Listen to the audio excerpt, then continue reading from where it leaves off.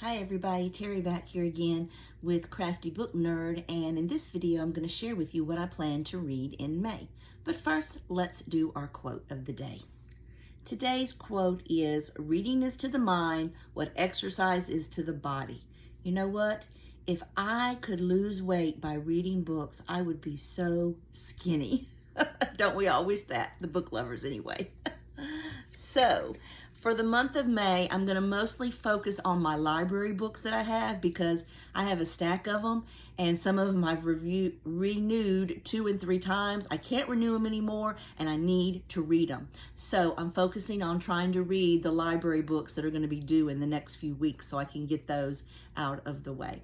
The first book, however, is last month's book of the month that I didn't get to, and so that's the one I'm going to read that's not a library book, and that's The Only Survivors by Megan Miranda.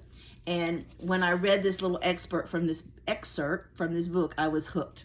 7 hours in the past, 7 days in the present, 7 survivors remaining. Who would you save? So I'm really excited to read this one. I've heard good things about it. We'll see. The other 5 books that I'm going to talk about are all books that I got from the library that are going to be due, and so I need to get reading them. And the first one is Finlay Donovan, Knock 'em Dead. And as you can see, I'm almost done with this one. I've already started it. And just like the other Finlay Donovan book, I'm enjoying this one. There's mystery, there's murder, there's stories of love and friendship and betrayal, and I just really like Finlay Donovan. She's a mother and struggles with things that mothers struggle with, but in the midst of all that, she's trying to write a book, she's trying to stay out of jail, and so she has a pretty exciting life. But in this one, we follow her, and she is still struggling to finish her next novel and keep her head above water as a single mother of 2. On the bright side, she has her live-in nanny and confidant, Vero, to rely on, and the only dead body she's dealt with lately is that of her daughter's pet goldfish. So, she might sometimes want to kill her ex, but she doesn't actually want him dead. So, you'll have to stay tuned when I review this one, but so far, I'm really liking it. It's a good. The next book from the library is All That Is Mine, I Carry With Me by William Landay. And he is mostly known for his book, Defending Jacob, which I think was actually even made to a movie or a TV series. And I heard a lot about this one and decided to pick it up. It says, on an afternoon in November of 1975, 10-year-old Miranda Larkin comes home from school to find her house eerily quiet. Her mother is missing. Nothing else is out of place. There's no sign of a struggle. Her mom's pocketbook remains in the front hall in its usual spot. So begins a mystery that spans a lifetime. What happened to Jane Larkin? It sounds like a really good family story, a really good mystery to find out what happened to Mom, to see what happens with the kids. So I'm excited about this one. The next one, I think I just picked up on a whim. I kind of liked the cover. I thought the cover was interesting. And that's Shadow Sister by Lindsay Marcotte. She did write something called Miss Rochester's Ghost, which I did not read. But if I like this one, I may pick up her other one. So in this book, it says that Ava grew up in a haunted mansion, envied by all of her friends. But when her mother died mysteriously there, the thrills of Blackworth Mansion became nightmares.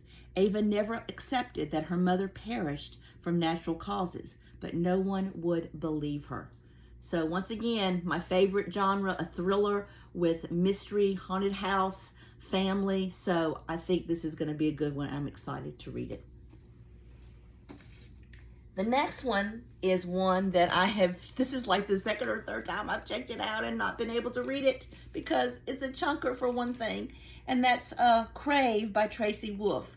This is the first book in a series, and I have been wanting to read this for a long time and have not gotten around to it. So I am hoping that I will finally read this book and also continue with the others.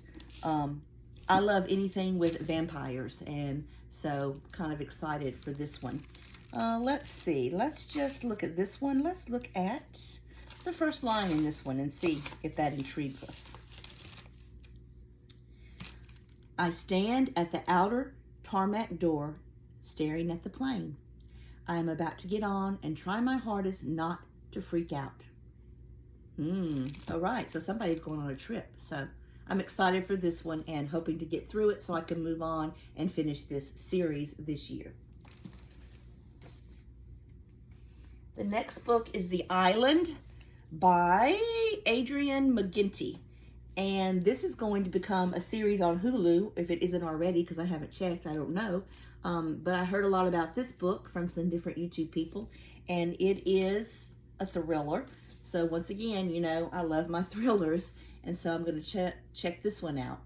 It says, it was supposed to be a family vacation, but a terrible accident changed everything.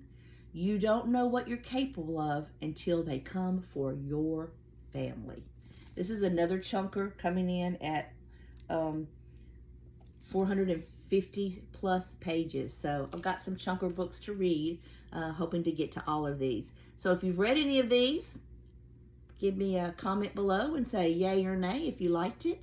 And join me at the end of the month as I give a review of these books.